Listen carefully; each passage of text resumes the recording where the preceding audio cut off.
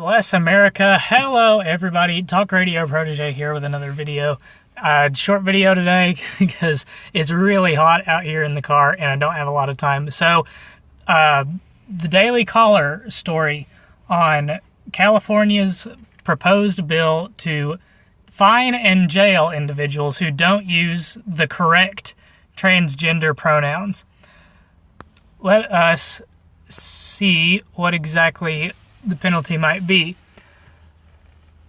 If passed, those who willfully and repeatedly refuse to use a transgender resident's preferred name or pronouns could be slapped with a $1,000 fine and up to 1 year in prison.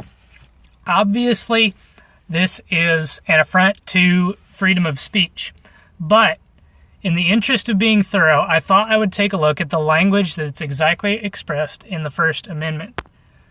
That is as follows: Congress shall make no law respecting an establishment of religion or prohibiting the free exercise thereof, or abridging the freedom of speech or of the press or of the right of the people to peaceably assemble and to petition the government for a redress of grievances. So this specific amendment, the amendment that everybody is talking about with regards to free speech, limits only Congress. It does not necessarily technically limit state governments. And I say this because compare the First Amendment to the Second Amendment, which says that the people's right to keep and bear arms shall not be infringed. That's very different language. Those two of the two amendments, one restricts all governments and one restricts only the federal government.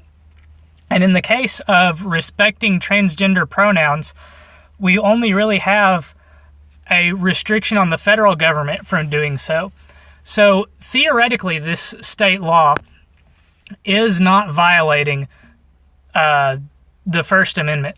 However, in the spirit of the amendment, I believe it's arguable that the spirit of the First Amendment ought to apply to all governments.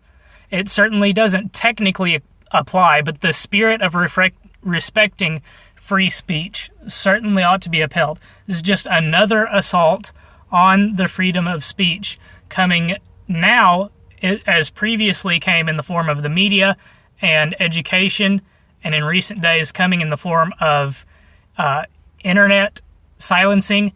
It's now coming in official government form.